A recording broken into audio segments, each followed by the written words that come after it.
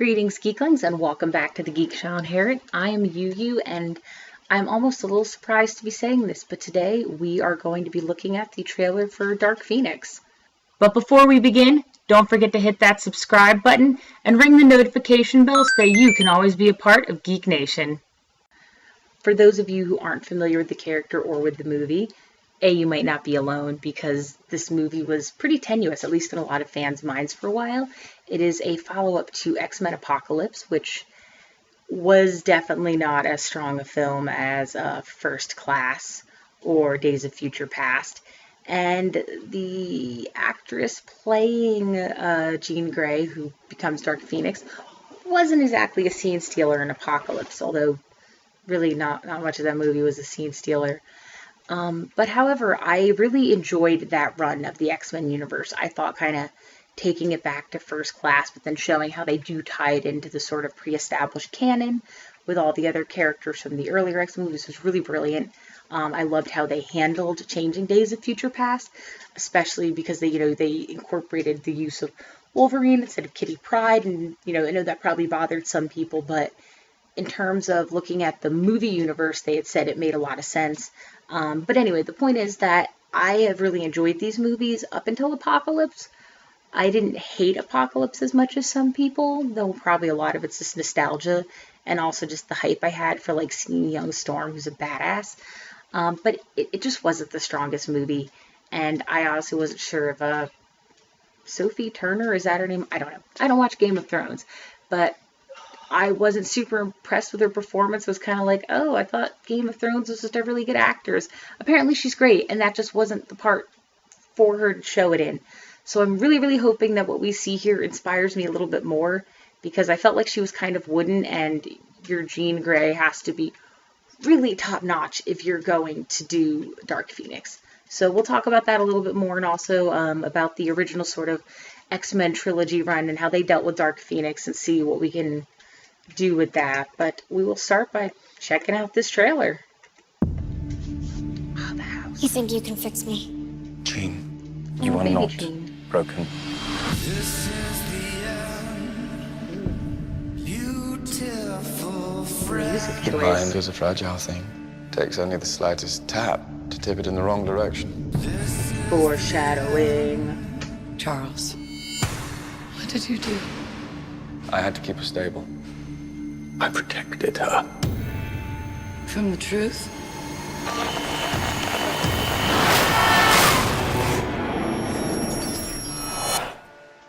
There's another word for that. I came looking for answers. You feel like you don't belong here. You don't. They can't begin to comprehend what you are. She's changing. And what? You didn't come here looking for answers. You came here looking for permission. Jean. She's all rage, pain, and it's all coming out at once. Jean lost control, but she's still our friend. This is your fault, Charles. The world is on the brink. I'm sorry I didn't stop it sooner. You're always sorry, Charles, and there's always a speech, and nobody cares. There's still hope. Don't do this. They're right to fear me. I've seen evil. And I'm looking at it now.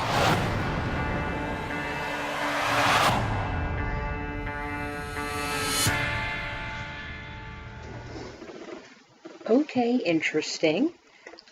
So right off the bat, I just gotta throw a little high five at my boy Magneto there, played by Michael Fassbender, for the total call out on Charles there, about you're always sorry and there's always a speech and no one cares. This looks like it's taking a much more aggressive approach on Professor X sort of being responsible for the Dark Phoenix, which is interesting. I'm going to assume that what we're seeing from the trailer means that Jean was responsible for a car accident that probably killed one or both of her parents. And I'm guessing that's the memory he's blocking, afraid that because her powers are so strong and her mind so fragile that she couldn't handle the guilt and truth of that. I like also Mystique calling him out as that being a lie, basically, because I think those sort of shout outs just kind of point more towards the sort of ideological issues that these two characters who care about Charles have with him, that sort of make them butt heads, and then in a way I'll push them closer together, if that makes sense. Certainly repels them from him. There were flashes in there that looked like groups of them on a spaceship at different points, maybe. So they could be doing it sort of similar to the comics, where it's they go to space, and here we go. I think this is it. It's like it's like a flare in space. The world is on the brink. They only show Raven in that scene specifically, but they might be kind of getting to the sort of Dark Phoenix origin where, they're in space and it attaches to her, and that's how she gets the sort of Dark Phoenix entity in her that uses her almost more as like a host because of her incredible powers. I wonder if it's going to still play that way, where the Dark Phoenix almost has this sort of like symbiote-esque quality where you need to be exposed to it and it sort of needs you to get that power enhancement, all the repercussions that come with it. Or if they'll make it something more of like there's whatever accident here and that triggers something already in her. So maybe making Dark Phoenix almost more of like a split personality versus like a parasite. I don't know. I think it'd be kind of more interesting that way, especially because in the comic books, Jean Grey has a different sort of history with the Dark Phoenix. I remember like when she went to space was the second time she was exposed to it. It was like, oh, Jean's here, and latched on. But either way, it's a lot more complicated that way. And I think it does run the risk of being pretty Venom-esque, regardless of its canon history. And just the fact that we do have this glut of superhero movies now coming out, which is awesome. I'm never going to complain about too many comic book movies, but it does mean that you need to think hard to keep them fresh. And I think, especially with the emphasis they put at the beginning of the trailer of how fragile the mind is, the thought that Dark Phoenix is just something about Jean, maybe a way to euphemistically describe her inner darkness or something.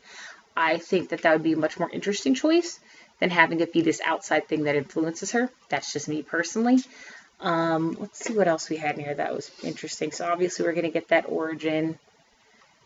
So yeah, there's that kind of car accident there that looks like she's responsible for. What I'm really interested is to see how they bridge sort of what happened at the end of Apocalypse, where she kind of sort of explodes out with power all of a sudden that no one could have predicted. How they sort of bridge that into this story, if it's something where that launches her to investigate, if Charles tries to suppress it, and maybe that's the lie Mystique is talking about, or part of it, how much they dismiss it, or how much they try to work towards understanding on that. What'll be interesting is that in this, Charles seems much more interested in protecting her through suppression. He obviously always has this sort of patriarchal quality. He is Professor X, he leads the X-Men, he takes care of the children at the school. But I think it would be interesting to see how they frame it, because a lot of times you think of Charles as much more avuncular way, where he's very caring, but he also wants to learn. He wants to see what people can do and are capable of. So I wonder how far they'll have him trying to investigate this versus that suppression we see happening, and how much his ability or desire to try and understand it versus try to just keep it under wraps will affect the sort of hero's ability to come together and fight against her, which inevitably they're going to have to do. And we see her start flipping cars and stuff.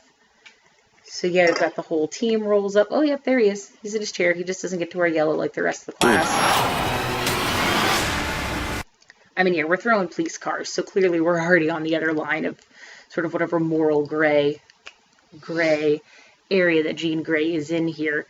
So yeah, I guess I don't really have too much to say because the trailer really doesn't seem to actually give that much, which is interesting. Like, there's a lot of it focused on just setting up tragic origin story, and she's sad, she's real emo, so that makes her level of power more dangerous, because when you have an unstable mind, you can't control it, kind of like you see with Professor X in Logan.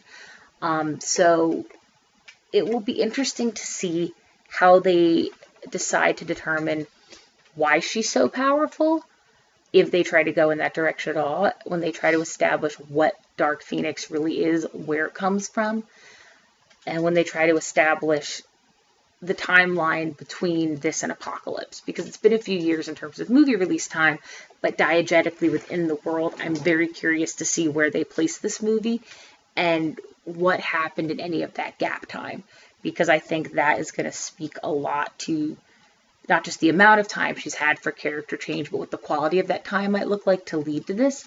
With the first sort of round of X-Men movies we got with Patrick Stewart and Ian McKellen and Famke Janssen and everyone like that, we didn't see Phoenix, till the third one. And even then, it's just, we can all agree, I'm just assuming for the rest of the class, we can all agree that Last Stand was the weakest of the three first X-Men movies. And part of it was the way they did the Phoenix story. They wanted to make the threat internal, and Dark Phoenix is a huge part in the comic book. So it makes sense to want to go there.